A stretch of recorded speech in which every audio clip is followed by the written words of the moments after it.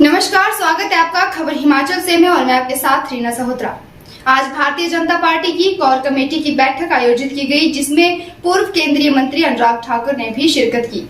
इस दौरान उन्होंने कहा कि भारतीय जनता पार्टी के कार्यकर्ताओं ने जो दिन रात मेहनत की थी, वो मेहनत आज जनता के आशीर्वाद के रूप में रंग लाई है, जिस वजह से हिमाचल प्रदेश से चारों की चारों लोकसभा सीटें भाजपा की झोली में आई हैं। इस दौरान उन्होंने जेपी नड्डा को दी गई नई जिम्मेवारी पर भी उन्हें बधाई दी। वहीं जब प्रदेश के मुद्दों की बात की गई तो उन्होंने बताया कि पहले भी लोगों की समस्याओं और मुद्दों को सभी सांसदों द्वारा उठाया जाता रहा है और आगे भी जोर शोर से उठाए जाएंगे, लेकिन जब केंद्रीय मंत्री हिमाचल प्रदेश से बने तो भी मोदी सरकार ने कभी कोई कमी नहीं रखी।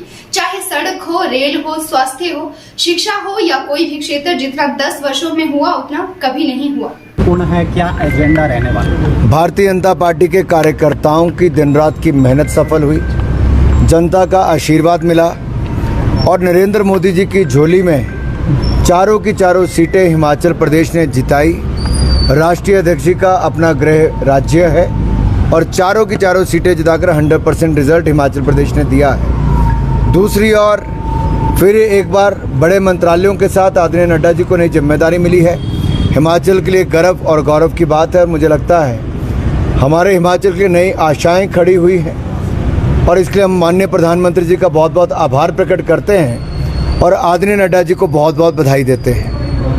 सर, हिमाचल को आप किस तरह से मानते हैं कि अब जो उम्मीदें हिमाचल की, एक मंत्री पद भी हिमाचल के पास अब आ गया है, तो यहाँ के जो मुद्दे हैं वो दिल्ली में जाएंगे और चारों सीटें क्योंकि हिमाचल ने मुद्दे तो पहले भी सांसद के नाते हमारे सभी सांसद उठाते रहे, अब भी उठाएंगे, लेकिन जब केंद्रीय मंत्री हिमाचल प्रदेश से बने हैं, मोदी सरकार में पहले भी कोई कमी नहीं रही, चाहे सड़क हो, रेल हो, स्वास्थ्य हो, शिक्षा हो, कोई भी क्षेत्र हो, पानी हो, जितना 10 वर्षों में मिला उतना आज तक कभी नहीं मिला था और अगले 5 वर्षों में भी हिमाचल के लिए मोदी सरकार में कोई कमी नहीं रहेगी।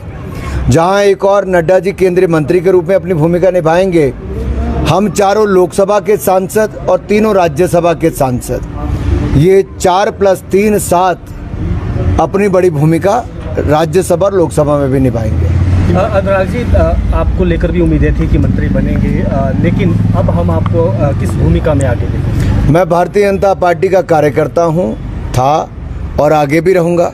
सांसद हमीरपुर की जनता ने लगातार 5 बार बनाया। मेरा सौभाग्य है कि पार्टी ने 5 बार मुझे टिकट दी और जनता ने मुझे चुना। राष्ट्रीय अध्यक्ष युवा मोर्चा से लेकर बाकी जिम्मेदारियां दी। भारतीय जनता पार्टी में कार्यकर्ता सदा को हर कोई परमानेंट है, बाकी पद आना जाना ये जीवन में लगा रहता है।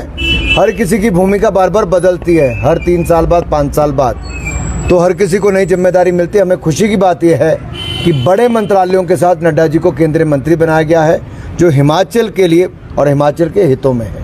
हिमाचल में उपचुनाव हुए 6 सीटों के ऊपर, भाजपा 4 सीटों पर हार गई, आगे भी 3 सीटों पर उपचुनाव है। पहले वाला देखिए, जिस तरह से सरकारी मशीनरी का प्रयोग किया गया, हम उसकी चर्चा आज करेंगे, लेकिन जिस तरह के नारे, जिस तरह का काम, जिस तरह का सरकारी तंत्र का प्रयोग किया गया, एक तरह से पूरी सरकार जैसे मानो उन्हीं चुनावों को लड़ाने में लगी थी, सरकारी कर्मचारियों को मशीनरी का दुरुपयोग। लेकिन उन सब विषयों पे जाएंगे। अगले 3 के 3 विधानसभा उपचुनाव हम जीत कर दिखाएंगे। सर, विकसित भारत का सपना भी रखा गया है और उसको लेकर लगातार विकसित भारत केवल एक नारा नहीं, एक संकल्प है जिसको सिद्धि तक लेकर जाएंगे। चुनावों में भाजपा कार्यकर्ताओं को टिकट मिले क्या? क्योंकि जो भारतीय जनता पार्टी में शामिल हो गया वो भारतीय जनता पार्टी का कार्यकर्ता है। पार्टी जीतने वाले उम्मीदवार को टिकट देगी। पार्टी का शीर्ष नेतृत्व ये तय करता है कि किसको टिकट देना है। जो भाजपा में आ गया वो भारतीय जनता पार्टी का कार्यकर्ता है। Thank you sir. खबर हिमाचल से के लिए शिमला से ब्यूरो रिपोर्ट।